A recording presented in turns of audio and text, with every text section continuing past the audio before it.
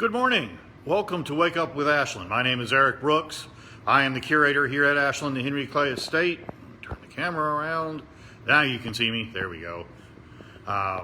Again, welcome to Wake Up with Ashland. It's a pleasure to be with you this morning. Get out of the light here a little bit. No matter where I go, it seems to be. Good morning, Sue, our illustrious volunteer, and good morning to my wife and probably my cat, who usually watches with her. We are pleased to be with you. Happy New Year. Welcome back to another year of Wake Up with Ashland. We really enjoyed doing this last year, and we're really pleased that so many people enjoyed it, tuned in, responded to it. So we hope you'll be able to do that throughout the year as we go forward. It's something we've been pleased to be able to present. I think we've been able to do some really fun and interesting things, and we're going to continue to do that. I want to thank Dupree Mutual Funds for their support of this series. It is through their generous support that we've been able to do this over the last year, and we very much appreciate that opportunity. Today on Wake Up with Ashland, we're going to do something a little bit serious, something a little bit difficult, but I think is really, really important. Last week, we at Ashland, like many of you, watched in horror at the events that unfolded at the Capitol on Wednesday, June 6th, 2021. We could hardly imagine that such a thing could happen here in the United States. It was a horrific tragedy on every level. The violence, the hate, the tragic loss of life, we mourn all of that. But also, particularly as I watched it, I watched those images, and not only did I see all of the things I mentioned, I also saw art, architecture, a building that is a living museum of our democracy. And that was very hard for me to watch. I've been in that building as a guest of some of the people who work there who curate that building. And there are people there just like me who do the same kind of work I do. Obviously, it's a much different environment, and I don't envy them their job in many ways, in that it's not an environment that is completely controlled like, say, an Ashland would be. A lot of things happen there, and it's very challenging to work there. I think it's probably very rewarding, but having been there and been up close to that art and been able to learn about it from people who curate it, that's a remarkable and powerful thing. And so I know well what is in that building and what those events transpired in front of. Furthermore, Henry Clay is one of the most represented people in the United States Capitol. Well over 20 representations of him in that building. So he witnessed what went on. It happened under his gaze. And I saw images like this one. Turn the camera around here. This is a printout of a picture. You can see the rioters here. Good morning, Julie Summer. Good morning, Mike. Good morning, everyone who has joined us. You can see this is in a chamber outside the Senate chamber. This is a lobby area, and there are paintings on the walls. And if you come out here, it's kind of hard to see. The flag is right in front of it. That's Henry Clay right there. That's actually a painting by a man named Darby. Henry Darby. This is that painting. It's on the cover of David and Jeannie Heidler's book, Henry Clay, The Essential American, which I highly recommend. We have this in the store, so if you'd like to have a copy, you can order it there. Well worth a read. So, highly recommend that to you. But this painting was done by Darby. It was purchased by the U.S. government from Matthew Brady, famous Civil War photographer. Good morning, Cameron. Nice to see you today. This painting is a very important painting, and as I say, was direct witness to the events of last week. Of course, a lot of people went through Statuary Hall, and I'll talk more about Statuary Hall and the statue of Henry Clay that is in the Statuary Hall here shortly. So we'll cover that. What I'm going to do today is I'm going to look at some art in our collection that relates to art in the Capitol, and eventually talk a little bit about Clay and his views on service in the government, about the role of government, etc., to reflect upon the events that have occurred over the last week. and to connect them to things in our collection. So I'm going to start with this painting. Get over here where I can see it. Should I shut the windows? This painting is a portrait of Henry Clay by a man named Costaghini, an Italian. Costaghini copied this painting. It is a copy of a painting that hangs in the United States House of Representatives lobby, Speaker's lobby. The artist of the original painting is another Italian named Giuseppe Fagnani. We're going to get a lot of Italian names here shortly, so bear with me. So this is a copy of a painting in the Capitol done by a person who went on to paint a great deal of the Capitol. Fagnani was hired to continue the friezes in the Capitol Rotunda, started by a man named Constantine Bromidi. He also started the halls of the United States Senate, the corridors. Tremendous amounts of art, incredible work. And Costaghini would end up doing about 2/3 of those friezes. Eventually, Congress failed to allocate to him the payment he was supposed to receive, so he stopped painting and waited. Unfortunately, he died before they were to resume payment, and he ended up not finishing that work. So this is a painting, if you were to go to the Capitol, you could see the original in the Speaker's lobby. Now we're going to move through the house to several other rooms to look at other art of Henry Clay. We're going to kind of divide this into two sections, the House and the Senate. The way our art is set up, it just kind of works that way. Obviously the Capitol is divided, and interestingly, the House and the Senate have their own curators. They work together, but they are separate, and each side deals with the art on that side of the Capitol. So they each have their own responsibilities, and I've actually met and worked with people on both sides. And I can report, I actually reached out to a couple of colleagues. I didn't hear back from my colleague on the Senate side, but the colleague on the House side reported that the art and artifacts survived very well, that on the whole, there wasn't much damage there. I believe there were 7 paintings taken to the Smithsonian that suffered exposure to corrosive chemicals, probably tear gas, and a bust of Zachary Taylor, which had a red substance thought perhaps to be blood, was also cleaned. But the building itself, the actual structure, took quite a beating. I mean, I think you've seen the images of doors being broken, glass being shattered, other things. There was just lots of cleanup to do, and they're still, I'm sure, are working to get everything back in order. This is an engraving of Henry Clay on the floor of the old Senate chamber. This chamber is no longer in use. You can visit it. It is a historic setting in the Capitol, so it's something you can go and see. If you go there, it's a very interesting space, and it's where Clay spoke, where he worked. It's the chamber in which he operated as a member of the U.S. Senate. I'm not sure if they have this engraving at the Capitol, but I expect in some form or fashion that they do. I know they have that one, which is an engraving of senators involved in the Compromise of 1850.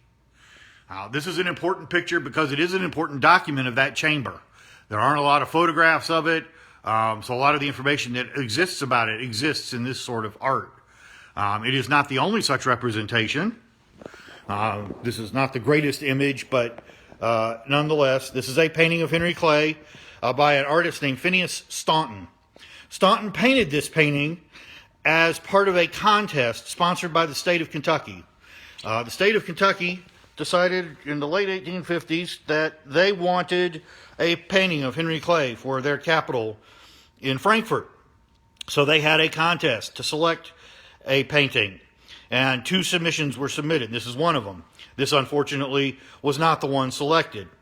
Henry Clay's son John served on the committee that was to select a painting, and it is said that when he saw this painting, he wept because of the likeness of his father. It's also considered one of the best likenesses of the old Senate chamber. You can see the desk over here, the carpet. You kind of see some of the stars and things in the carpet, and it's been used as a research item by the Office of the Senate Curator. This thing is truly huge, 7 feet by 11 feet, in a monumental and massive frame. I think the weight of this thing is supposed to be 300 or 400 pounds or more. I mean, it's just absolutely huge, and it hangs in a stairwell outside the United States Senate chamber. There's an interesting story on this.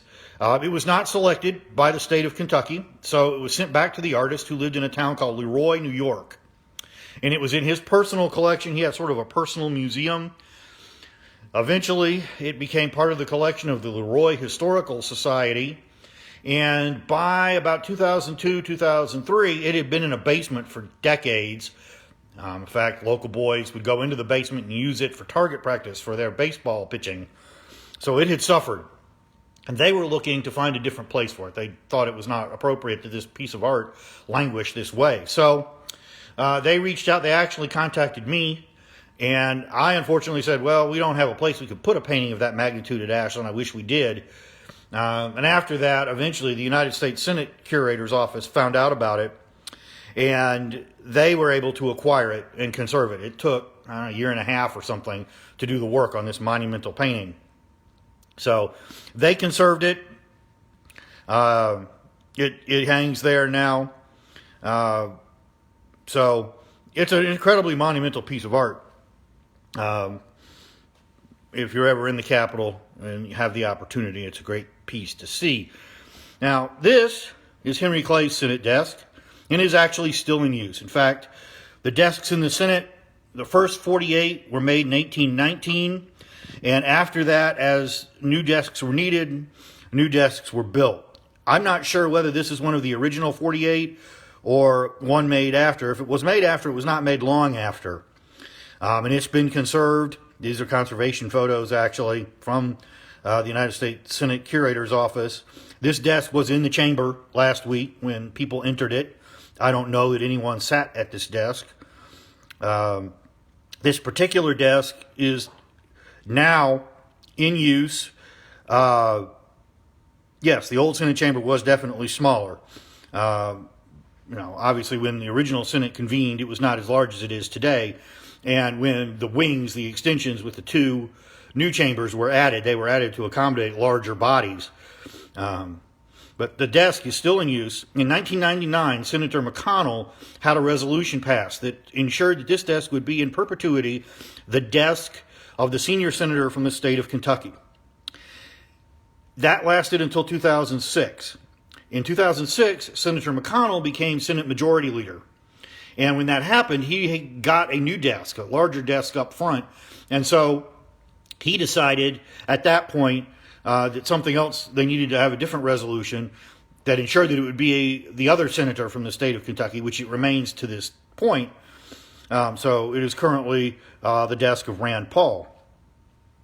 These desks have drawers, and one of the traditions of the Senate is that each senator applies his name to the desk drawer of his desk. So you can see a continuance of the use of that drawer, and Henry Clay's name is in there several times. Now, I don't know absolutely for sure that he signed it. He may have there at the back, but that's the tradition that they have.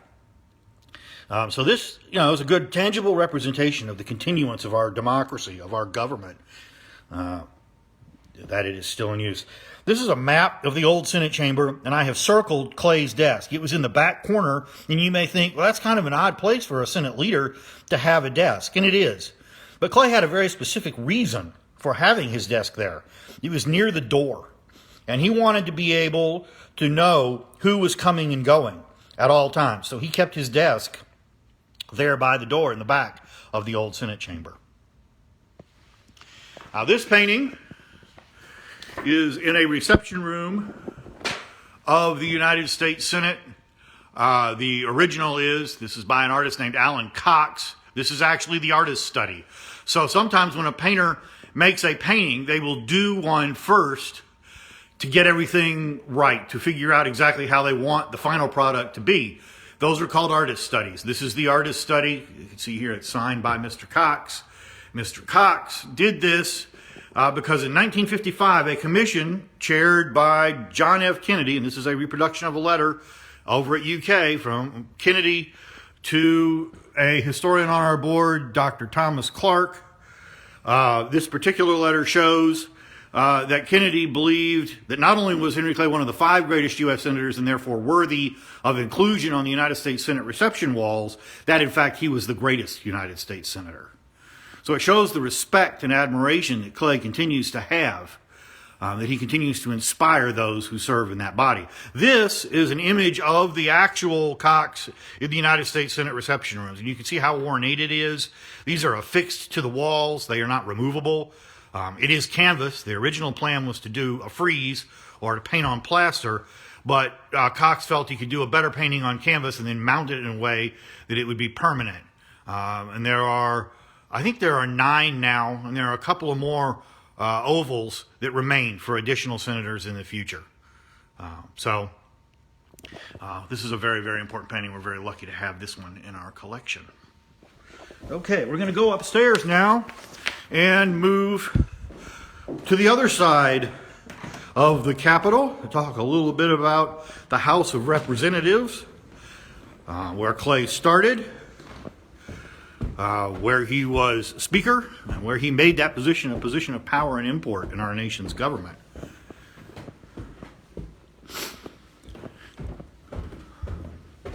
You see here a very large painting, one of the largest in our collection.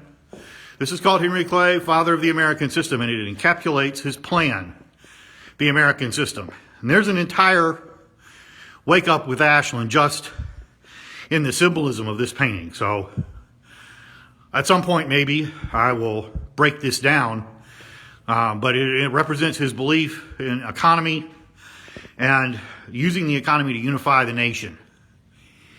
It is a painting, this one is a copy done by a man named Ambrose Andrews, who copied a much larger work, or not a larger work, a work very similar by a man named John Nagel, who painted it right here at Ashland. He painted it for the Union League of Philadelphia, and it hangs there. But he did a second one at that time, and his plan was to sell it to the state of Kentucky. He thought surely they would want a painting of their son, their most famous son, Henry Clay. Unfortunately, he was incorrect. They didn't have the money, so they passed, and eventually he sold it to the United States government, and the Nagel painting now hangs on the 3rd floor near the United States House of Representatives, where the gallery is. And you can see it there today. It's an incredible work of art. And like I said, one of the most monumental on the Speaker side. Julie asks about physical violence in the Capitol. And yes, there have been cases of violence in the Capitol. There was a case where some, I don't know, I guess you just have to call them terrorists, set off a bomb. This was in the 80s. And it was in that room where the Darby painting is, I believe, and it damaged that painting. 2 Capitol police officers were killed and lay in state in the Capitol. That was in the late 90s. That was in an event involving an armed suspect. So there have been a few instances of violence across the years in the U.S. Capitol.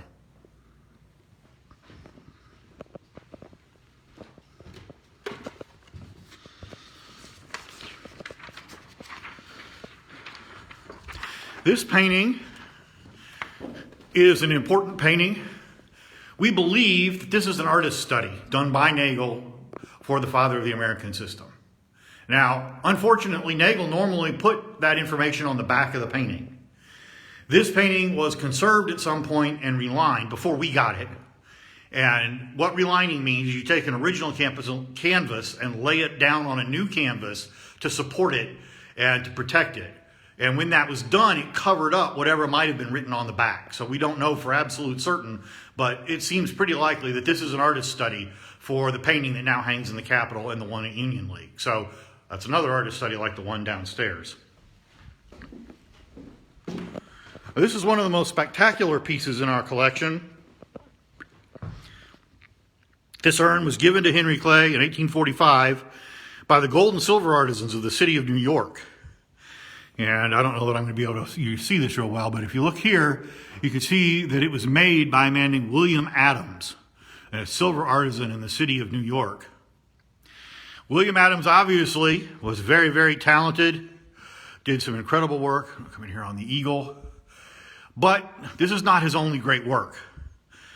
Another great work of his is this object.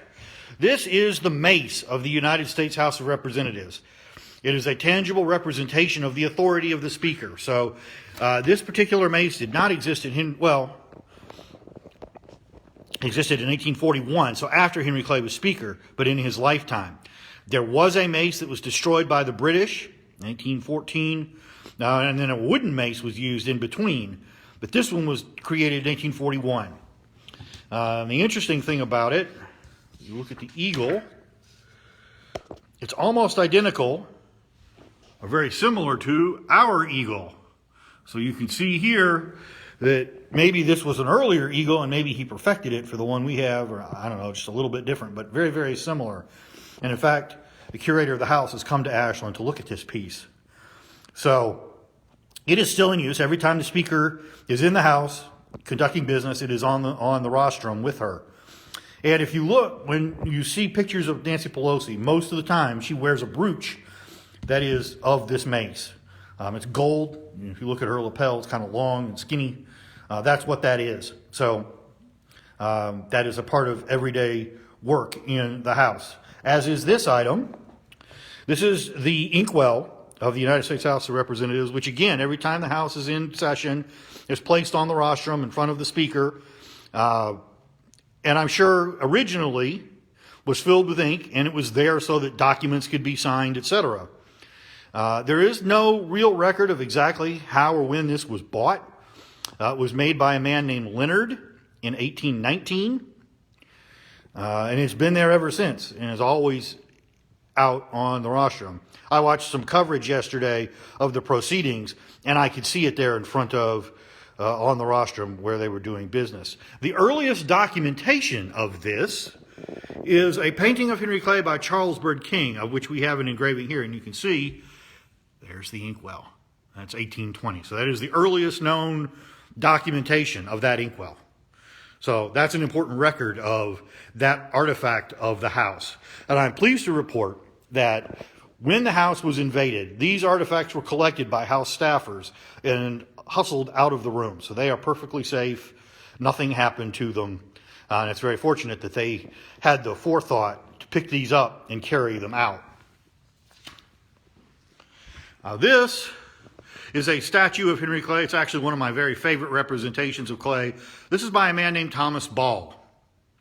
Thomas Ball designed this.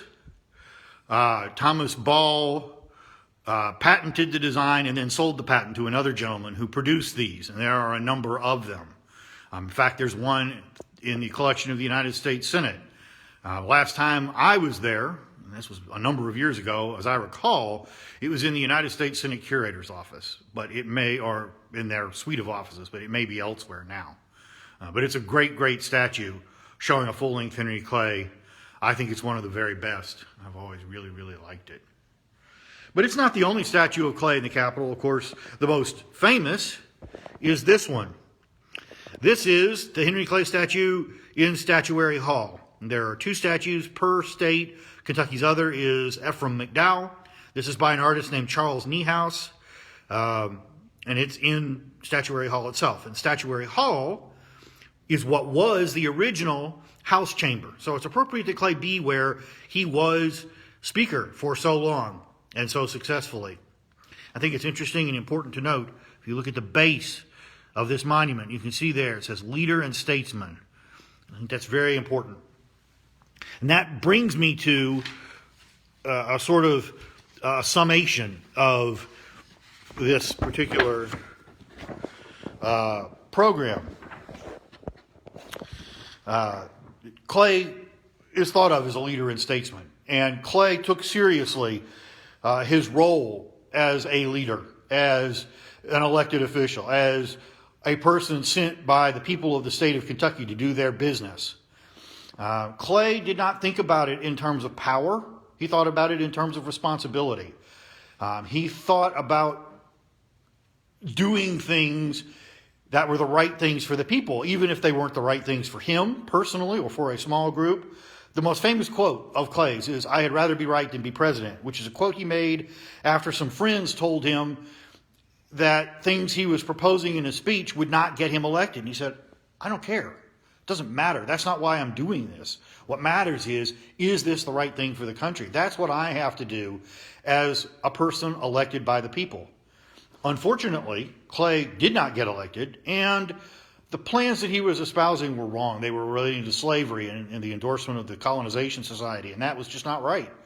But Clay had a noble sentiment when he said, "I would rather be right than be president."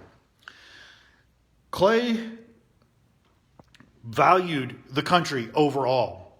Everything else was secondary to the nation, and he dedicated himself to serving and building that nation. He said of it, "It has been my invariable rule to do all for the Union. If any man wants the key to my heart, let him take the key of the Union, and that is the key to my heart."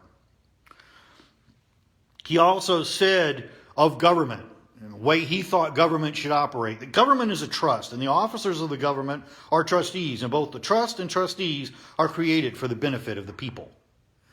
So, he is espousing a belief that elected officials are elected by the people. The people possess the power. They elect representatives to do the work that they need done.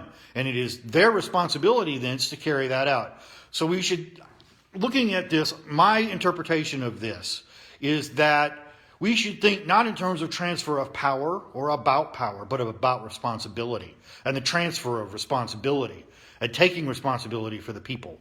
That's what needs to happen right now. The only other time the Capitol has been invaded the way it was last week happened in 1814. Clay was in Europe to negotiate a treaty to end the War of 1812. The British invaded and burned the Capitol. And he said of it in a letter that he wrote to a friend, what does wound me to my very soul is that a set of pirates and incendiaries should have been permitted to pollute our soil, conflagrate our capital, and return to their ships." So think about that for a minute. Imagine how Henry Clay must have felt looking down upon the events last week. How he must have felt to see citizens of his country attacking the very seat of democracy, the seat of our government, the seat of our country, a seat he helped to build and to grow. I think he would have wept at seeing that. And I think we need to rededicate ourselves to the notion of putting the country first and of service and responsibility. I hope you've enjoyed today's program. I hope that you can look upon the events of last week and going forward and think a little more about them and maybe look a little more into the collections of the Capitol. There are lots of good things on the websites of the Senate Curator and the House Curator, so you can look that up, look up art at the Capitol, etc. Of course, all the artifacts in our collection are on our website. You can look them up in our catalog, and I welcome you to do that. Thank you for tuning in today. I very much appreciate everyone watching. If there are any questions, I'll be glad to answer them. Good morning, Terry. Welcome. You're most welcome, Julie. It's been a privilege to do this. This was a really interesting and enjoyable project. Thank you all very much. I appreciate your kind words.